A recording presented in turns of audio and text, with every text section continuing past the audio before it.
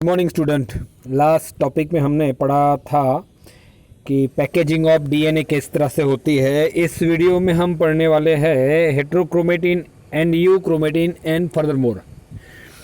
Okay, तो सबसे पहले तो हम यूक्रोमेटिन और हेट्रोक्रोमेटिन जो 11th में कुछ हद तक इंट्रोडक्टरी हो गया था उसको हम फिर से ले रहे हैं कि हेट्रोक्रोमेटिन और यूक्रोमेटिन क्या है।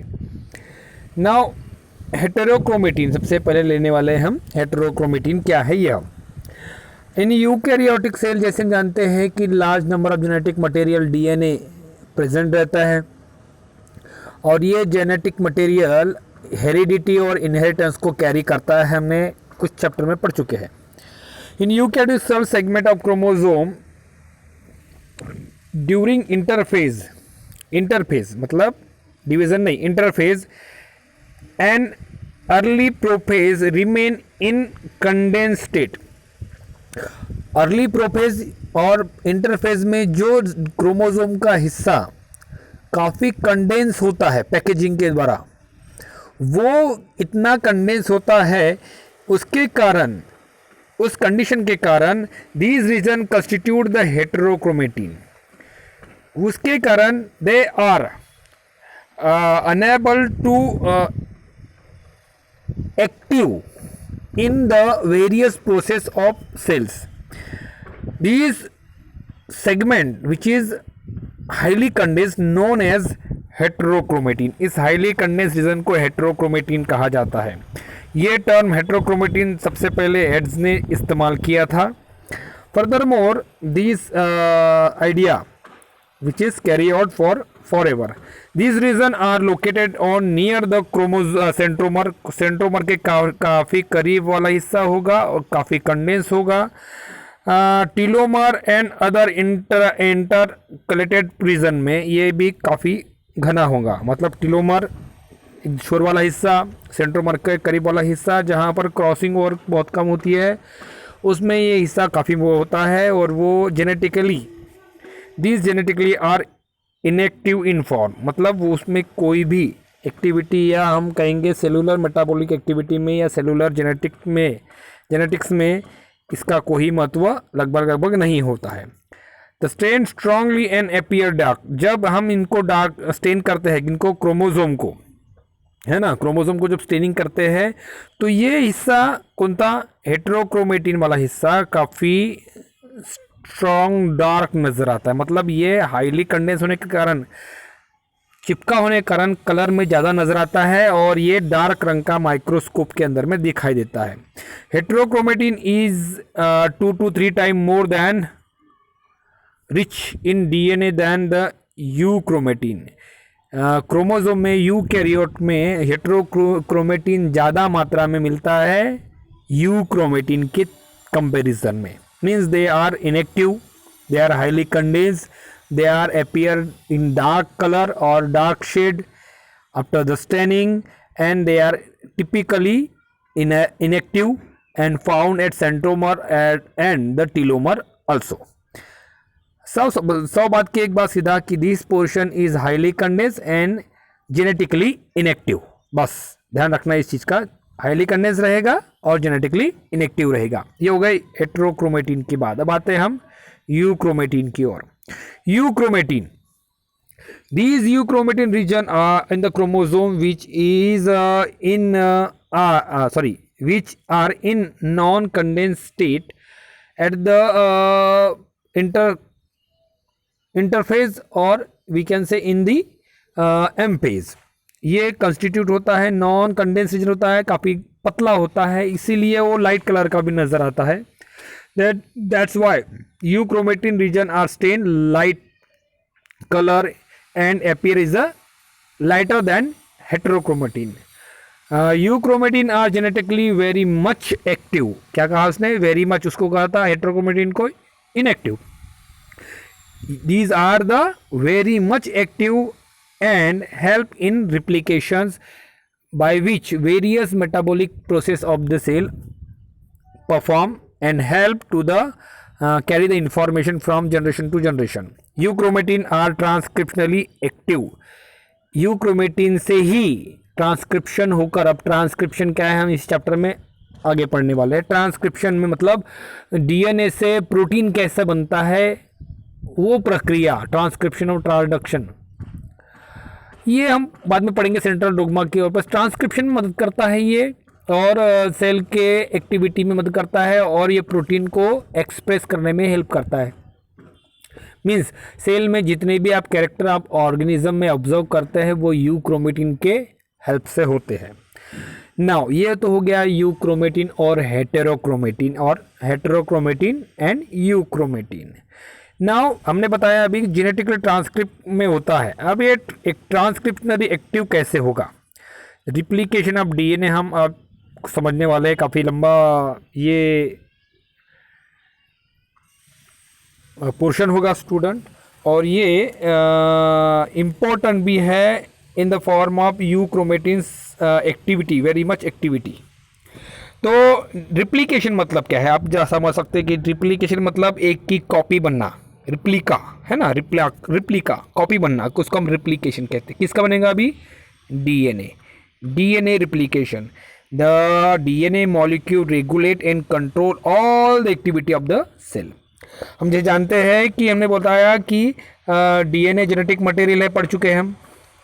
अब ये रेगुलेटरी और कंट्रोल कैसे करता है, तरह तरह के कैरेक्टर अपेयर होते हैं, वो स्किन के कलर से लेकर अलग अलग कलर के तक सभी कैरेक्टर एक्सप्रेस होते हैं, and these all expression is controlled by DNA molecule. Means they are euchromatin, which are genetically active DNA molecule which regulate and control the all activity of the cell or traits of the cell. DNA is able to control synthesis of other molecule of the cell. ये भी है कि DNA ही के द्वारा expression होगा, regulate होगा, कैसे होगा, एक्सप्रेशन कैसे होगा, कंट्रोल कैसे होगा, सिंथेसिस की मदद से। ये डीएनए के मदद से ही प्रोटीन, डीएनए से आरएनए, आरएनए से प्रोटीन, प्रोटीन तरह के इनका सारा कंट्रोल ये सेल के अंदर में डीएनए होता है, करता है। व्हेन द सेल रिप्रोड्यूस, जब सेल मैच्योर होके डिवाइड होगी, रिप्रोड्यूस करेगी या मल्टीप्लाई करेगी, डीएनए आल्सो डुप्लीकेट इटसेल्फ, उस वक्त डीएनए भी अपने आप को डुप्लीकेट कर लेता है, मतलब अपनी डुप्लीकेट कॉपी बना लेता है, to distribute equal into the daughter cell, ताकि जब सेल बटे, डिवाइड हो एक से दो सेल में, तब जेनेटिक मटेरियल भी बराबर समान मात्रा में बढ़ जाए। इसलिए ये डीएनए भी रिप्लिकेट होता है, और ये इंफॉर्मेशन घटती नहीं है, या हम बोल सकते हैं कम नहीं होती है, वो एज इट इज़ रहती है, इक्वल रहती है, क्योंकि डीएनए अपनी copy, same copy, exact copy फिर से प्रिपेयर कर चुका होता है। नाउ ये तो हो गई रिप्लिकेशन की बात।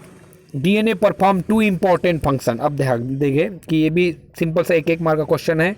डीएनए दो तरीके से काम करता है, दो तरीके के काम करता है, समझ लीजिए, ए और पी। हेटेरोकैटालाइटिक फंक्शन, क्या बोला, हेटेरोकैटालाइटिक फंक्शन या heterocatalytic function. Hetero means different, different means other than DNA formation.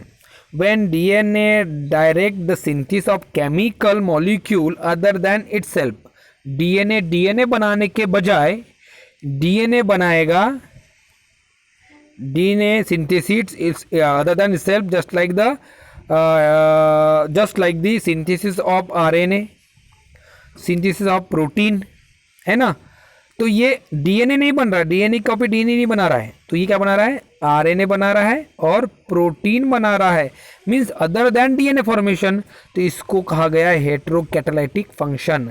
Whenever DNA direct synthesis control synthesis of chemical molecule other than DNA, such function is called as the heterocatalytic function, just like the synthesis of RNA, synthesis of protein. These are the different than DNA. That's why heterocatalytic function. अब दूसरा ऑटोकैटालाइटिक में, auto मतलब स्वयं, खुद। Whenever DNA direct synthesis of the DNA, जब DNA खुद ही को duplicate करके अपनी ही कॉपी बना देगा, सिंथेसिस ऑफ डीएनए करेगा, DNA synthesis DNA, heterocatalytic DNA synthesis RNA, and protein. Hetero, different. Auto, DNA form DNA or DNA synthesis DNA. Such function is known as autocatalytic function. These autocatalytic function means replication of DNA, synthesis of DNA molecule, duplication of chromosome, etc. etc. These are occur in the cell division process. Autocatalytic function generally cell division के दौरान होती है और heterocatalytic function cell के life में चलती रहती है ना.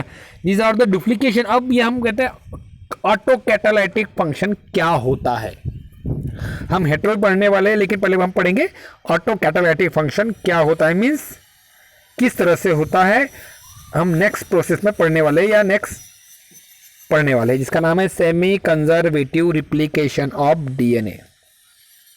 आपकी बुक में सिर्फ रिप्लिकेशन ऑफ डीएनए हेडिंग दिया है और ये अंडर प्रोसेस आती है semi conservative replication of DNA. ध्यान रखेंगे,